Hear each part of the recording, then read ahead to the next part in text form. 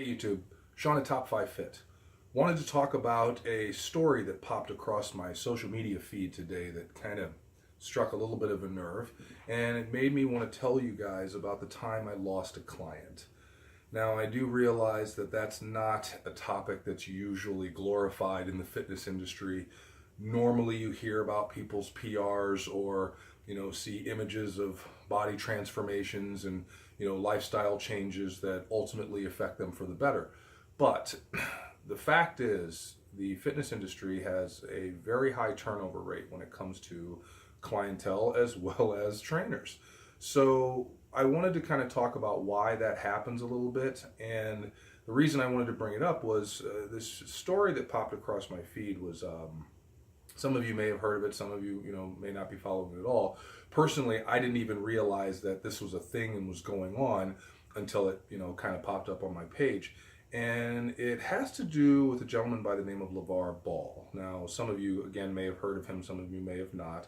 But apparently this man has three sons that are phenomenal basketball players, one of which is playing for the Los Angeles Lakers as we speak. His name is Lonzo.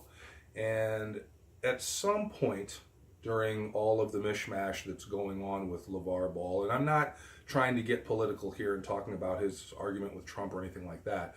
I'm more concerned with his statements towards Luke Walton, who I believe is a big deal in the coaching staff for the Los Angeles Lakers.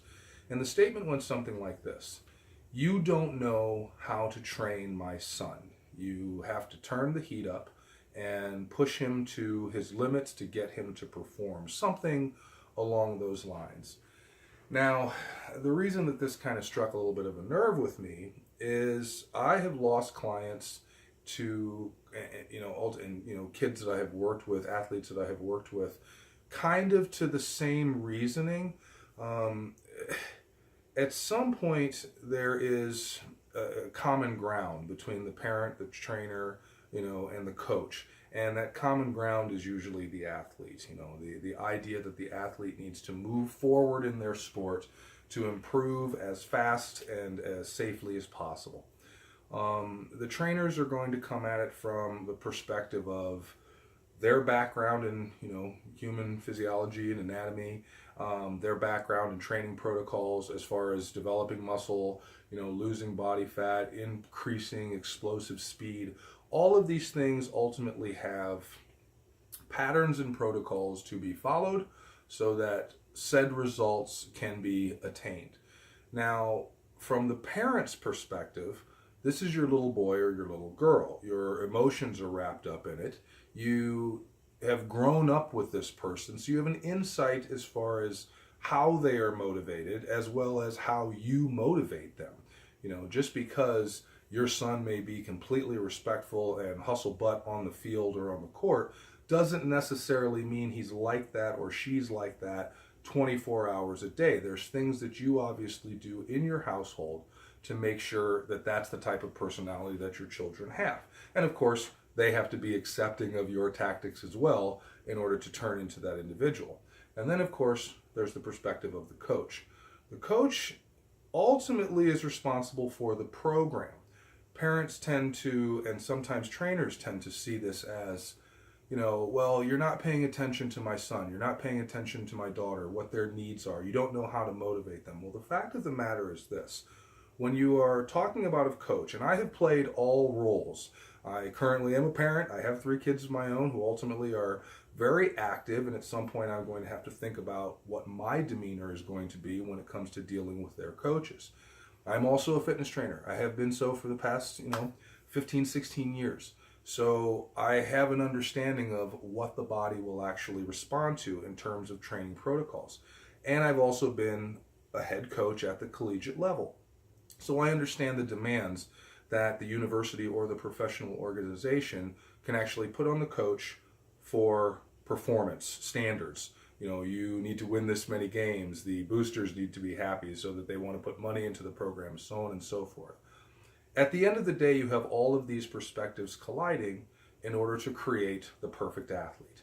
Now, in terms of Lavar Ball's approach, now, I definitely believe that as a parent, you should be involved in your athlete's training. You should be involved in, trying to make sure that the program your child is in is the best one for them. At the same time, though, a huge assumption was made on Lavar's part, and that is that he believes his conditioning and his training is the only thing that his boys will ever need to get them to a professional level. And that's where things get a little dicey. You start showing your arrogance just a bit. Confidence is one thing, arrogance, that can kind of get you in trouble. And when you're talking about someone who's coaching at the professional level, right off the bat, and I have to say this, if you haven't been there, you need to be careful what you actually say about how to get there. Whenever I'm dealing with any of my endurance athletes, when I first started 7, 8, 9 years ago in the running world, I didn't know anything. I had no clue about how to cover a mile. Point in case, I went out for a run with a gentleman I was working with and his daughter, and within 3/4 of a mile was puking on the side of the road while they are talking and laughing and going on about their day. So technique from others is a good idea. You want to learn and listen as much as possible to the coaching staff or the individuals that have actually been there a little bit. I don't necessarily know all of Lavar Ball's background. It's not like I did a whole research paper on him before throwing this video out, but I do know this. Every time he speaks at this point, I'm hearing a parent. I'm not hearing a coach. And that can kind of backfire as far as your athlete is concerned. Now, at one point I said as a fitness trainer, I tend to take a back seat or work from the shadows just a little bit when I'm working with my own clientele that are ultimately involved in organized sports.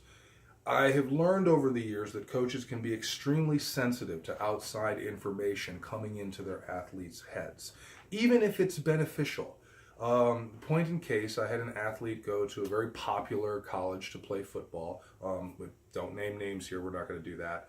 But bottom line is, when I sent this individual off, he was 255 pounds, sitting at close to 11% body fat, no injuries whatsoever, and as explosive as all get out.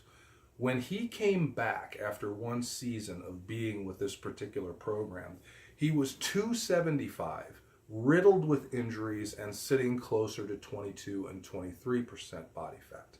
Now, in my world, I think he took some steps back.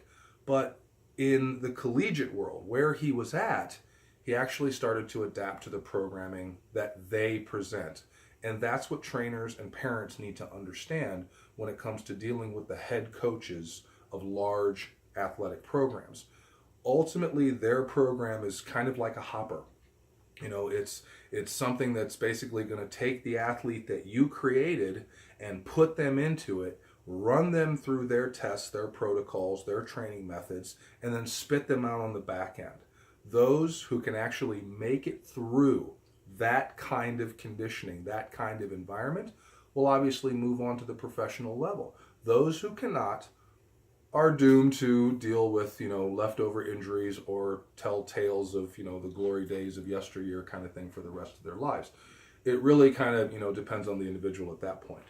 But what matters here is we've got a parent talking to, through social media, a professional level coach trying to tell this man how to do his job. And personally, I think Luke Walton responded exactly the way a coach should respond, with silence.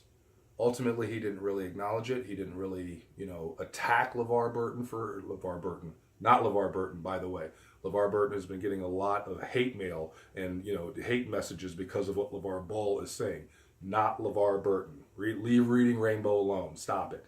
But what it comes down to is we've got a parent attacking a coach's ways, and the coach is ultimately blowing off the comments. At the collegiate level, the high school level, that would cause an uproar. Ultimately, it'd be phone calls to the superintendent or trying to call whatever bigger donor somebody actually knows to lessen the amount of money until the parent got their way.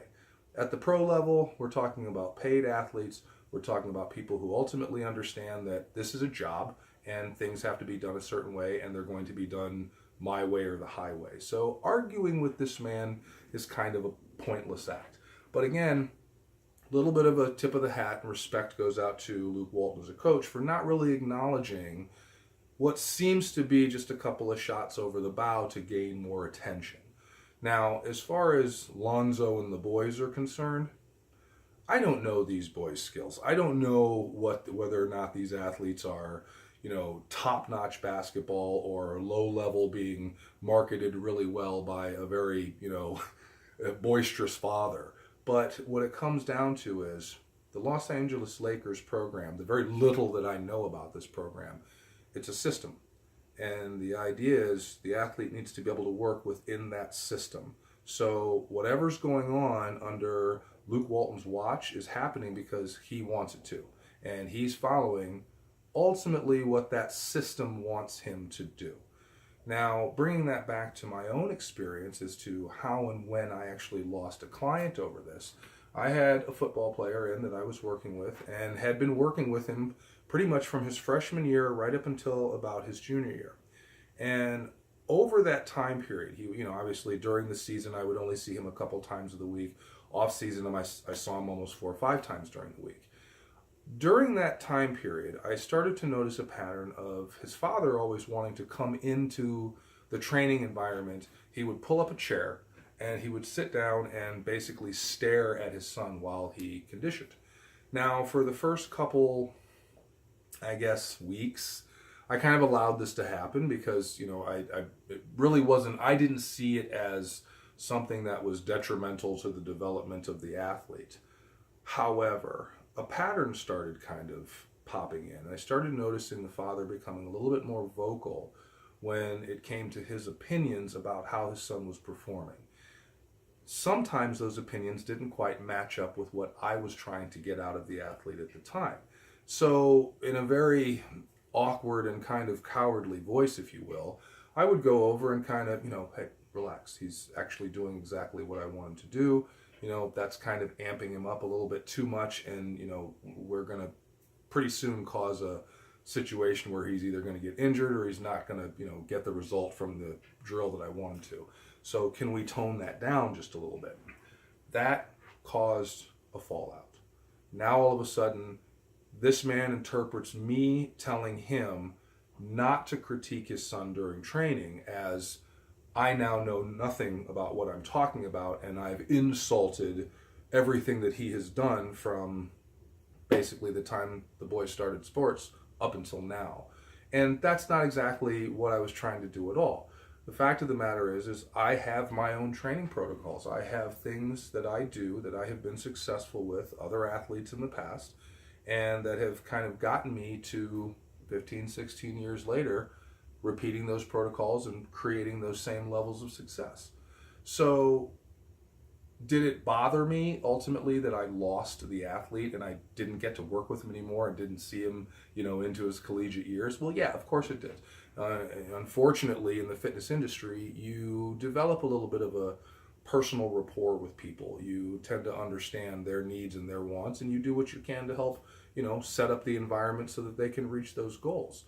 And a personal connection is definitely made along the lines. However, that particular father-son grouping did not work in my environment because ultimately in my environment, kind of like Luke Walton's, my programming is my programming. It's not something that I'm just going to shake and drop and throw to the side just because a parent who may have read a couple of magazines here and there or had, some levels of success with their own children come in and start telling me that I can or can't do a certain thing with my athlete. So at the end of the day, it's part of the system. It really is just kind of part of being an athlete. You have to kind of find these environments that you can grow and develop in. And sometimes they work out and sometimes they don't.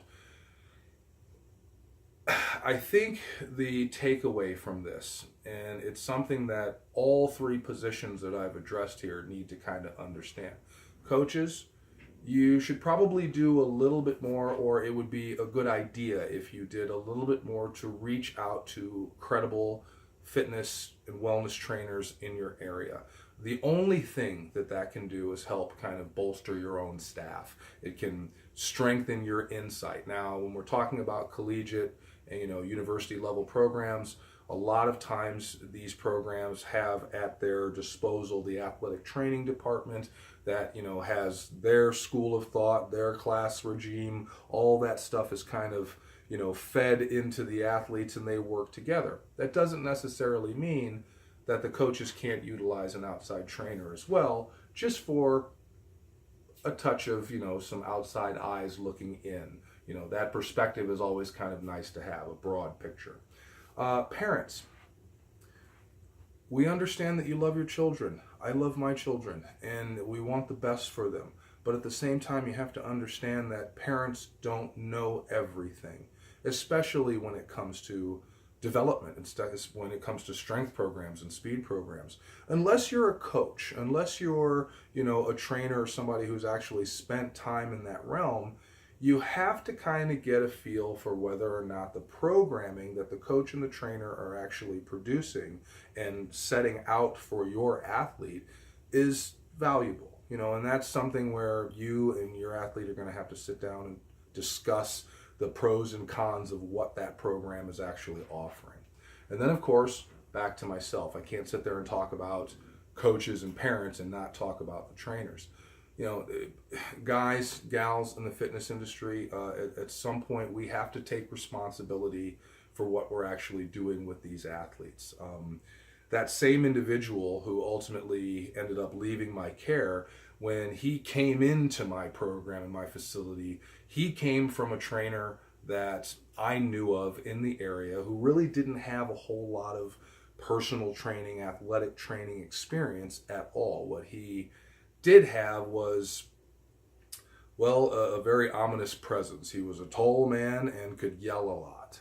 And unfortunately, there are people out there that think that that's all training is. And even though this guy would stand in front of you and make you do things that ultimately he couldn't do himself, that's not necessarily creating a, well-rounded, functional athlete. So I had to understand that that's where this person came from. That's where this father came from. And because I wasn't necessarily taking that, hell and brimstone approach, they didn't feel that their, athlete was getting moved along the way he should. And it even showed itself in the father's approach when dealing with the child. He started kind of barking at him himself and, ultimately imitating the same behaviors that he saw the previous trainer do with his own son. So trainers, at some point, you need to make sure that you're actually disseminating real information, solid protocols that will get the athlete where they want to be. If you have a basketball player in your hands, it's not a good idea to run them through blocking drills. If you have a wrestler in your hands, don't work on their backhand for tennis just because it may have popped up in a video and seemed cool. Stay your own course, work your own protocols, and make sure that you're actually producing results. And if you're doing that, that ebb and flow, that turnover of clientele, it's not going to bother you. It's not going to be something that you really have to worry about because ultimately your results are speaking for themselves. Thanks for listening. I know it was a little long-winded there, but like I said, it was something that kind of hit a nerve, so I wanted to make sure and get a perspective out there real quick, just so that people kind of knew where Top 5 Fit sits when it comes to such topics. Don't forget to hit the subscribe button. We're going to have a lot more videos coming out, training videos, as well as working into yoga, getting into some of those positions and finding out the limitations of my own structure, as well as, potentially learning from you out there as well. If you have any comments or concerns and opinions, if you think what I'm saying is total BS, tell me. If you think there's any validity to what I'm saying, tell me. Put something in the comment box so that I can kind of get some feedback as to whether or not a video like this is something you actually even want to see. So thanks again. Don't forget to subscribe and keep watching.